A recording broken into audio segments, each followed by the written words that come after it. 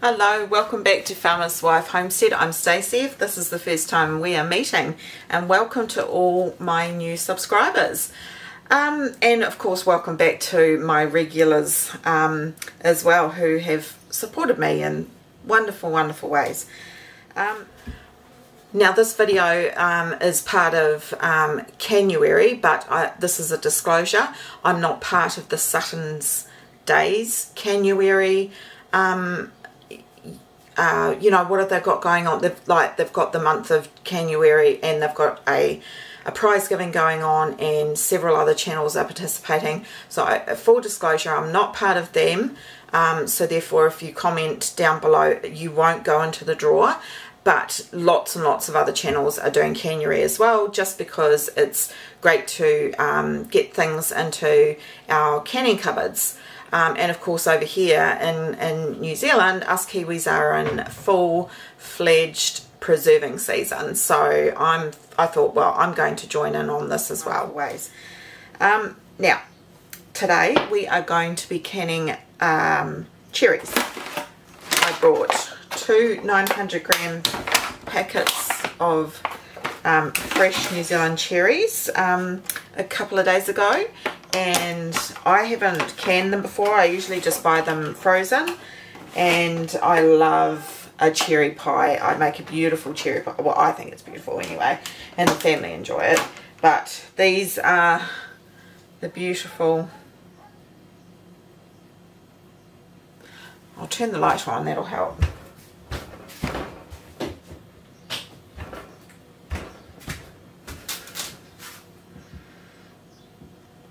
Beautiful cherries. I've got a cat at my feet thinking that she's hungry. You've already eaten this morning, Missy. Now, I do not have a cherry pitter, so I'm sure I read somewhere that you can use a straw. So I went into town just to buy this straw, $13. Came with one straw, a little brush, and this little wee travel pouch. So it's kind of cute, kind of handy. I can put it in my handbag and always have a straw on me. But apparently you can use a straw. Now I haven't soak and wash these yet, so we'll do that now, and then we'll see if it's going to work. So I'm just going to grab my cherries. These make great little mini glass houses, seedling. You know, I fill them with soil, and then you put your seeds in there, and then they're little hot houses, I suppose you say. So I always keep these. So there's quite a few cherries actually, so that's good. I'm happy with that. These aside, now I'll just get some cold water in here, and I need some vinegar as well.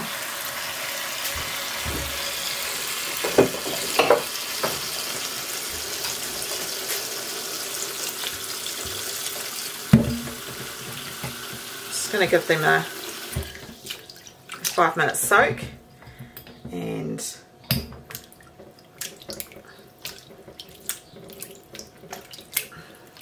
hopefully take any nasties out. I think you can add baking soda as well.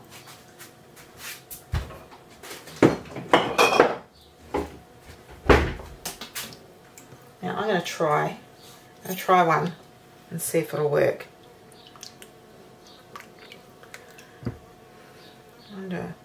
There was one straw that was like really thick, and I thought it might be too thick. I couldn't get a straight edged one, which probably would have been better. Oh, it works, look. Look at that. How cool is that? Oh, this could be addictive.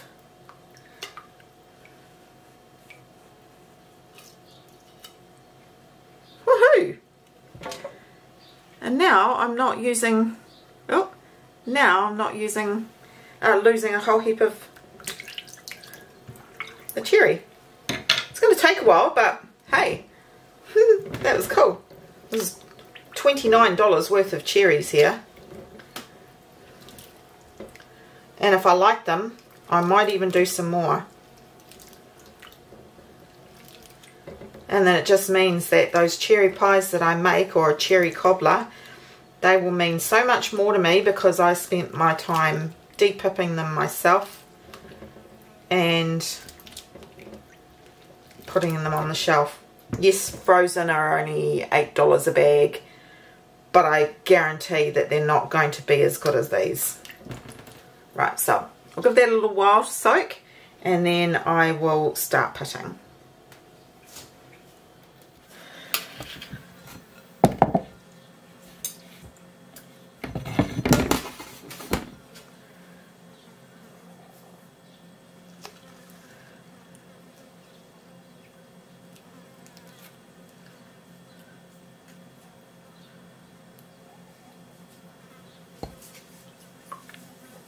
Perfect. This is perfect. And it's not that hard to do. You have stained hands probably, but I love cherries. You know what? I should have my apron on so I don't stain my dress. Oh, wrong bowl. I'm just going to pop my apron on. I've got just a plain black one, so it's probably going to be the best one to wear. Oh my gosh, a small person obviously wore this last. Small person being a child, probably one of my grandkids. Right.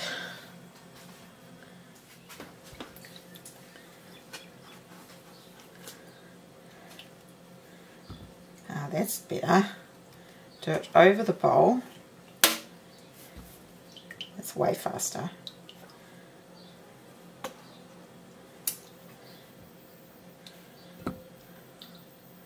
This was 100% worth the $13 I spent.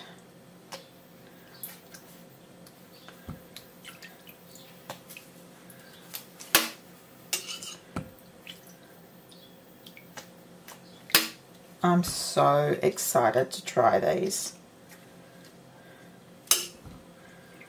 Now if I'd halved these, I would have lost so much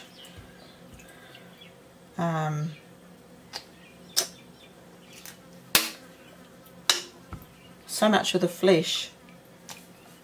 Oh, also, fun party trick. Can you tie a knot with a cherry stick with just in your mouth using your tongue? I can. Haven't done it in years.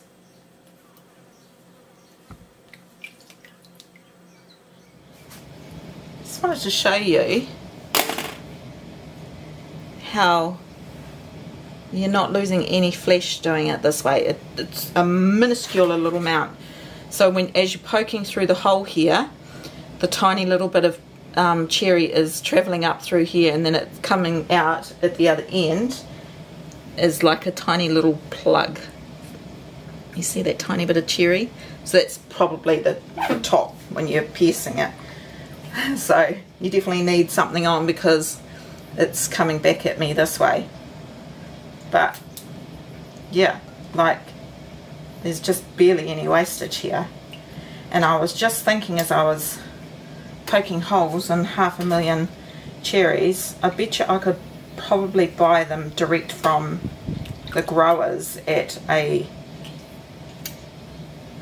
cheaper price. So I'm gonna sit down later and have a look, because this was so easy, and because cherries are one of my all-time favourites, cherries and plums. I'm definitely going to do some more. Can you just imagine fresh cherry cobbler or a cherry pie in the middle of winter? Yum.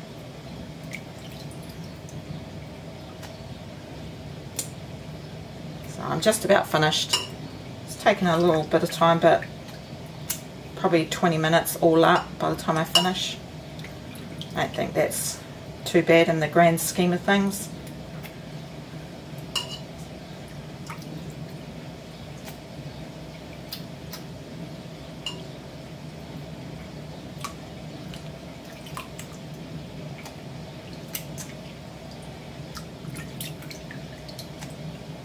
I only had 2 that I couldn't use.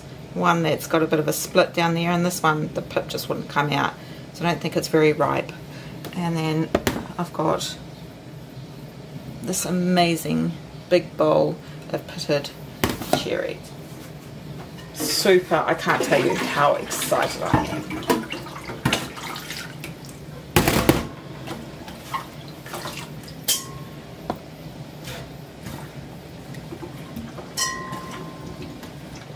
Now I've put my jars in the dishwasher, so they're washing and heating up, and I'll get my canner ready and make some simple syrup, sugar syrup.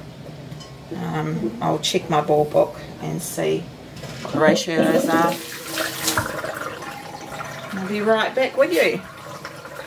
Okay, so a handy tip is cherries apparently can brown. So pop them in some citric acid or lemon juice and let them soak for a little bit, and that will help the oxidation of the cherries because it prevents them from going brown. So I'm just going to quickly do that. The ball book says you use 1/4 cup of lemon juice to 4 cups or 1 litre of water. So I'm just going to do that right now. Rightio, my battery died, so I've had to slow things down while I waited for a little bit of a charge. Now I have made a light syrup. I used raw sugar, and I just used the recipe for the syrup that I wanted to make from the ball book. I've got my canner out, so that's here, and as I said, I'm going to steam can. I've got my springform that I use is for cakes, but I use that at the bottom to just elevate off the water a bit. Put my first layer down. I'm going to put 3 quarts of hot water into there and start heating that up. In the meantime, the cherries are soaking. Need a big jar. Just turn that on, and I've turned off my sugar syrup as well, so that can. And my jars are finished in the dishwasher, so they're all heated. Now the directions in the ball book, because these are going to be raw packed, I'm following the directions of raw packed. What was I going to say? 25 minutes they're going to be processed, whether it's quarts or pints, they will be 25 minutes. So we'll start packing the jars and ladling the syrup in to 1/2 inch headspace, and then I'll pop into the pressure canner here. Drain off these cherries.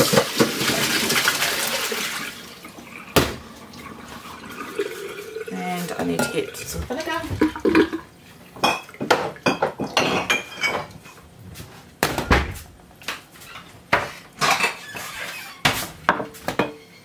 I need to refill all my vinegars. Try and keep that mother in there.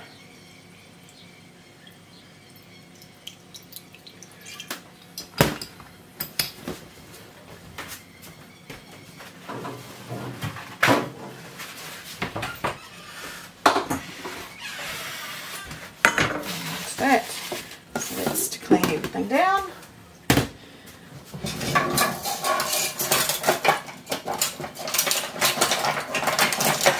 Get my little poker sticky thingy and a ladle for the sugar syrup. So because I used raw sugar, noisy birds, my syrup is slightly browned colour. That's fine, I don't mind that. I'm going to grab the jars out one at a time, pop some in, and I'm going to pop some syrup in.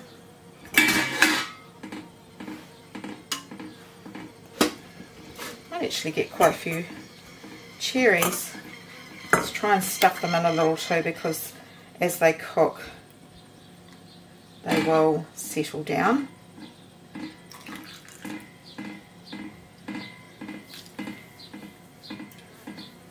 I did 8 cups of syrup.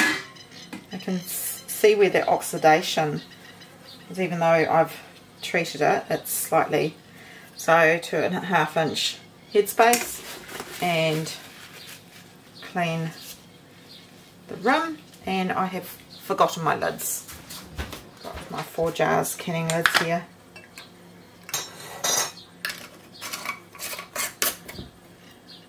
Finger tight. Jar number 1. Aren't these pretty jars? They're square, they're New Zealand jars. So you know, I'm checking that that there's no cracks as I'm getting them out as well.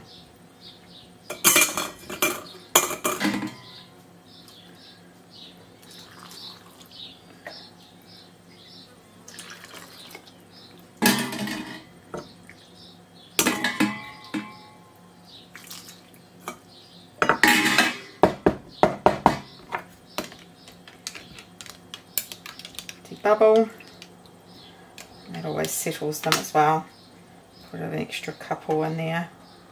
Doesn't matter if they're not covered in syrup.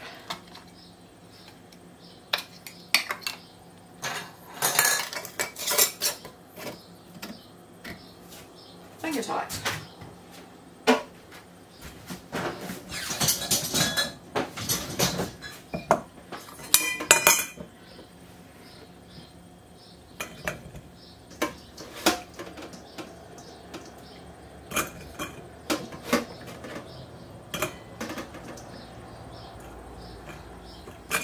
I really can't wait to try these.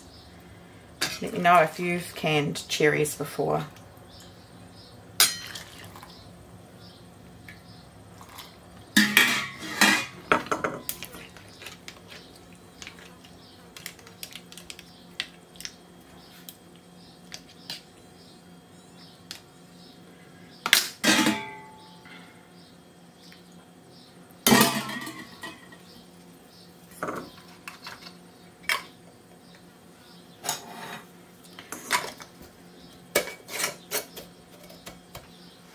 Okay, so that's, I got 3 pint size of that. I've got 2 in a hexagon and 1 in that size there.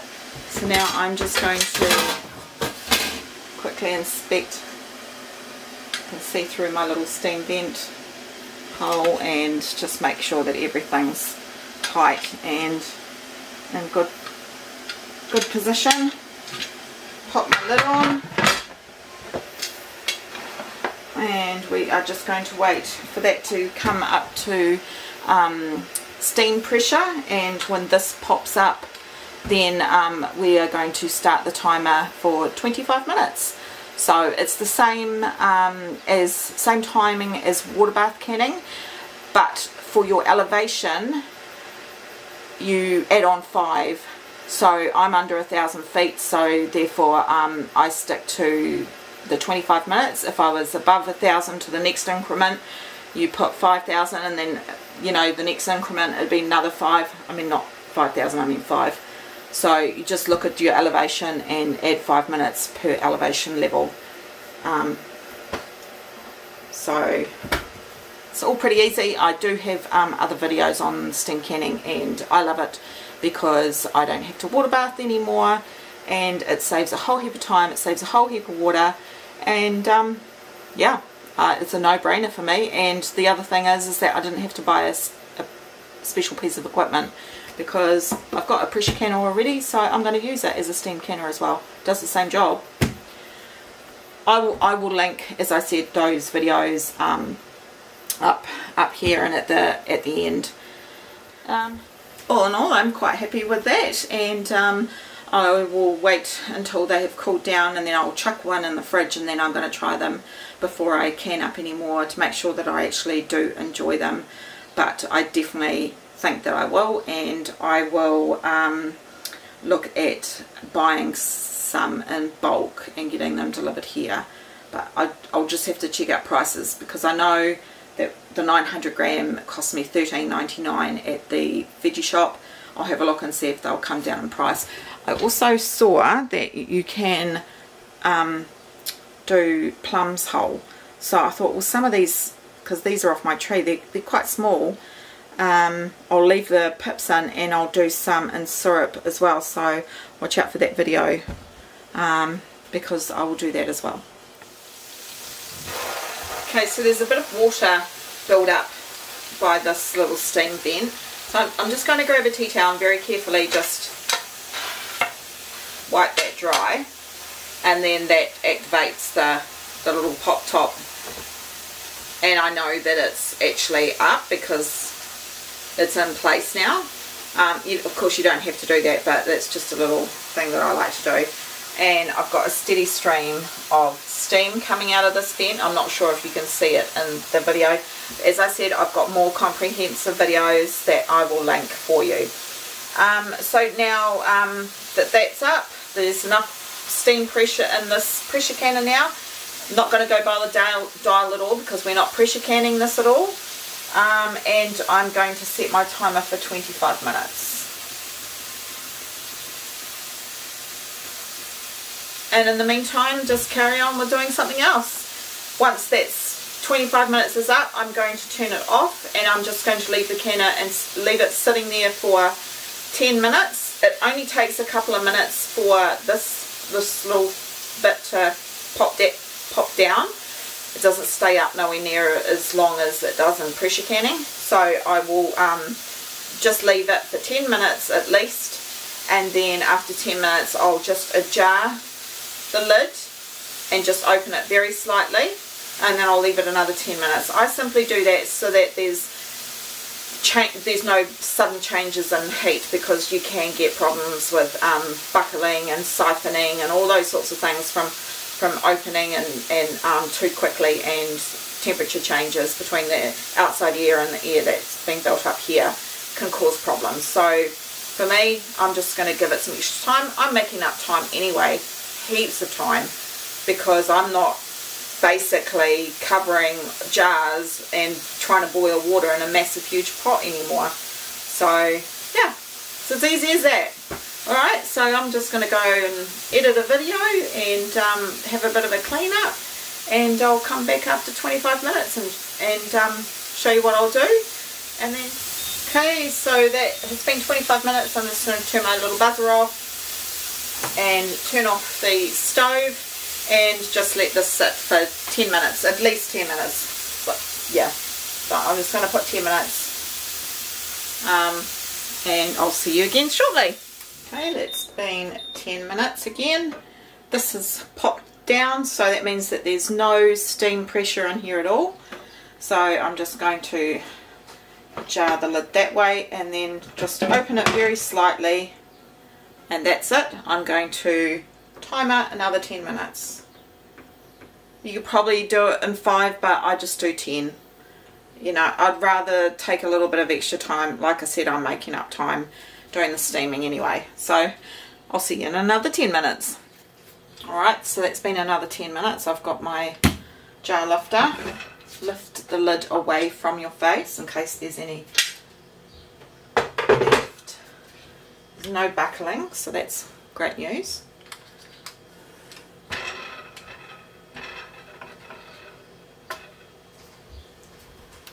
Oh, look at that. Now I've got a little mat to sit them on. Do you want newspaper, tea towels, a wooden, something wooden, something like that. And try not to have, I've got the window open. Now this jar here, the ring is too loose, and I just need to tighten that, otherwise that's not going to seal. Just tighten it ever so slightly.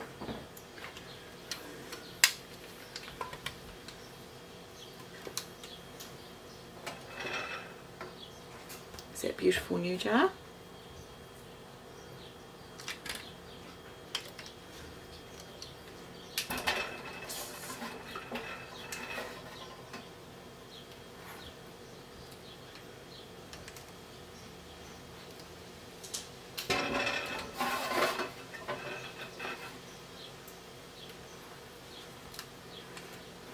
perfect, and we'll just wait for the ping. Alright, these have cooled down quite a bit, and all the lids have, you press on them and you can't hear like a clicking sound, so that's all, you know, that's sealed. Now this jar here, this wasn't the jar that I ended up having to retighten the lid. That one has sealed just well. This one has a tiny bit of cherry juice on it, so it's siphoned very, very slightly into the water, and it didn't seal. So what I did was I just tightened the lid down while it was still hot, and it has now sealed because all the extra air, sorry, what am I trying to say? All the heat has created that vacuum. But you need to be very careful because